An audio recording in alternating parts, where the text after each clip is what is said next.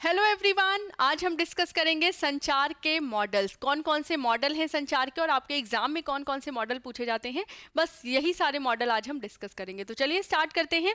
पहला है, अगर मैं आपको मॉडल बताऊं कि जब अगर माध्यम के हिसाब से या फिर कम्युनिकेशन के हिसाब से बताऊं तो इसको मैं 3 पार्ट्स में डिवाइड कर सकती हूँ। एक तो पहला है लीनियर, दूसरा है आपका इंटरैक्टिव और तीसरा है ट्रांजैक्शनल। तो सबसे पहले लीनियर मॉडल की बात करते हैं, जिसको हम बोलते हैं one way communication. One way communication का मतलब एक आपका वक्ता है और बाकी सारे कैसे हैं, श्रोता हैं। और वन वे कम्युनिकेशन में एक संचारक संदेश को किसी माध्यम द्वारा प्राप्तकर्ता तक पहुंचाता है, बाकी फीडबैक यहाँ पर नहीं होता। इस मॉडल में आपके कौन कौन से मॉडल या कौन कौन से साइंटिस्ट या फिलोसफर आपको पढ़ने हैं।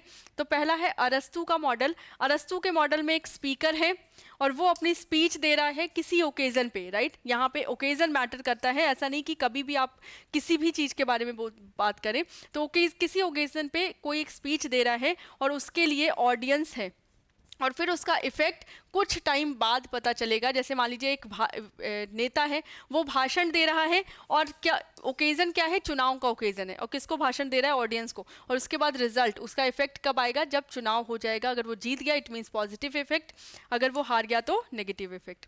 नेक्स्ट आपका है लॉसवेल का संचार मॉडल। लॉसवेल के संचार मॉडल में भी आपका वन वे कम्युनिकेशन ही होता है। और लेकिन इसमें क्वेश्चन पूछा जाता है कि कम्युनिकेटर कौन है, मतलब सेंडर कौन है, उसने क्या कहा, किस माध्यम से कहा, किससे कहा और किस प्रभाव से कहा। तो ये आपका डिपेंड करता है कि जो कम्युनिकेटर है वो किस माध्यम से कह रहा है, किससे कह रहा है और किस प्रभाव से कह रहा है। उसी अकॉर्डिंग आपके जो बात है वो सामने वाले पे प्रभाव डालेगी, ठीक है। तो ये पूछा जाता है कि लॉसवेल का जो मॉडल है वो उसमें कौन कौन से आप कह सकते हैं एलिमेंट्स हैं।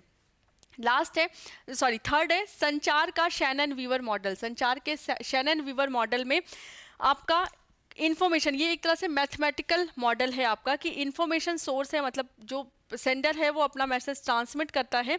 और जब ट्रांसमिट करता है तो इन्होंने ये बताया है कि जो नॉइस है, यहाँ पे नॉइस वाला फैक्टर भी ऐड कर दिया गया कि नॉइस भी एक बहुत बड़ा रोल प्ले करता है किसी भी मैसेज के इफेक्टिव और नॉन इफेक्टिव होने में।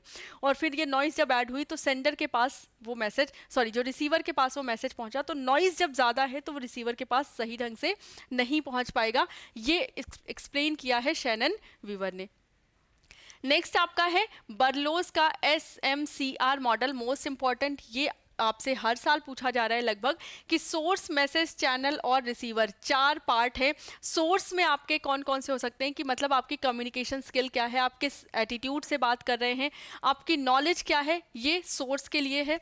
नेक्स्ट, मैसेज को किस तरह से, मैसेज का कंटेंट है, मतलब मैसेज ऐसा तो नहीं कि कोई भी कुछ भी ऐसे ही है, हल्का फुल्का है, उस मैसेज में वजन कितना है, क्रिस्टल क्लियर है कि नहीं, ये मैसेज के गुण होने चाहिए। नेक्स्ट आपका है चैनल। चैनल आपका क्या है, कि आप सुन रहे हैं, आप छूकर किसी चीज़ को महसूस कर रहे हैं या फिर आप देख कर रहे हैं, तो चैनल आपका C बताता है। लास्ट है रिसीवर, और रिसीवर भी आपका इंसान है तो उसका भी एटीट्यूड चेक किया जाएगा, नॉलेज चेक किया जाएगा, बिहेवियर चेक किया जाएगा, उसका सोशल कल्चर जो भी सिस्टम है उसको चेक किया जाएगा। ये हो गया आपका SMCR, जिसको हम बर्लोस का मॉडल भी कहते हैं, ठीक है। तो ये हो गया आपका रैखिक मॉडल। नेक्स्ट आपका जो है वो है इंटरैक्टिव मॉडल। इंटरैक्टिव मॉडल में हमें 2 मॉडल पढ़ने हैं। पहला है ऑसगुड शाम का संचार प्रारूप। अब इंटरैक्टिव मॉडल आपका 2 वे कम्युनिकेशन है, यहाँ पर फीडबैक भी इन्वॉल्व होता है, फीडबैक भी होता है, राइट। तो यहाँ पे पहला है ऑसगुड शाम का संचार प्रारूप, जिसमें sender he receiver and sender receiver भी बन सकता है, मतलब इनकोडर आपका डिकोडर भी बन सकता है। क्यों? क्योंकि जब एक उसने मैसेज भेजा, इसके पास मैसेज प्राप्त हुआ, फिर ये फीडबैक देगा और फिर उस फीडबैक पे ये दोबारा मैसेज सेंड करेगा। तो यहाँ पे सेंडर रिसीवर बन जाता है और रिसीवर सेंडर की भूमिका निभाता है। नेक्स्ट है आपका संचार का वेस्ली और मैकलीन मॉडल। वेस्ली और मैकलीन मॉडल में ये कहा जाता है कि आपके मल्टीपल डोर कीपर्स होते हैं, ठीक है। मल्टीपल, एक मैसेज को एक जगह से दूसरी जगह पहुंचाने पर मल्टीपल फिल्टर सप्लाई किए जाते हैं, मल्टीपल डोर कीपर्स होते हैं, और उसके बाद उसका फीडबैक आपको बार बार मिलता रहता है, ठीक है। कि एक मैसेज लिखा गया, फिर यहाँ पे फिर दोबारा चेक किया गया, उसका फीडबैक दिया गया, फिर तीसरे पॉइंट पे चेक किया गया, फिर उसका फीडबैक दिया गया। तो मल्टीपल जगह पे मैसेज को हम चेक करते हैं संचार के वेस्ली और मैकलीन मॉडल में। लास्ट है आपका संचार का ट्रांजैक्शनल मॉडल या क्रियान्वित मॉडल जिसको हम कहते हैं। ट्रांजैक्शनल मॉडल भी आपका टू वे कम्युनिकेशन है, लेकिन ये कॉम्प्लिकेटेड है। जो आजकल के संचार में उपयुक्त है उसको हम बोलते हैं ट्रांजैक्शनल मॉडल। तो इसमें है बर्लुंड का संचार मॉडल, यहाँ पे व्यापारिक की जगह आप क्रियान्वित लिख सकते हैं ट्रांजैक्शनल के लिए। तो बर्लुंड का संचार मॉडल आपका क्या कहता है कि एक मैसेज, मान लीजिए ये आपका क्या है, पर्सन है। अब वो पर्सन कई परिस्थितियों से, क्योंकि एक व्यक्ति कई परिस्थितियों से घिरा हुआ है और फिर हर परिस्थिति उस पर कहीं ना कहीं कुछ ना कुछ असर डाल रही है। तो जब एक मैसेज उसके पास आता है तो वो डिपेंड करता है कि वो उस टाइम पे किस परिस्थिति में है, उसी हिसाब से। कई बार होता है ना कि बच्चे अपने पेरेंट्स के पास आते हैं तो पेरेंट्स कई बार एक बात पे दूसरी तरह रिएक्ट करते हैं। मान लीजिए गुस्से में है तो अगर उसने आइसक्रीम की जिद की तो मार खा जाएगा, लेकिन अगर अच्छे मूड में है तो आइसक्रीम की जिद करेगा तो उसको मिल जाएगी, राइट।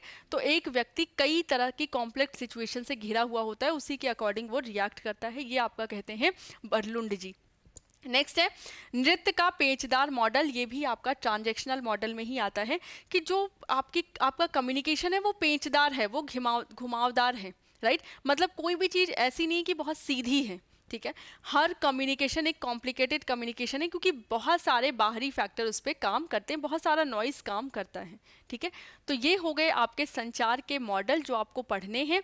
इसको डिटेल में पढ़ने के लिए, डिटेल वीडियो देखने के लिए हम चैनल को सब्सक्राइब कर सकते हैं आप लोग, एंड दिए गए नंबर्स पे कॉल कर सकते हैं जिससे कि आपको सारी डिटेल मिल जाए पेड बैच की, ठीक है। आज के लिए बस इतना ही रखते हैं। Have a good day.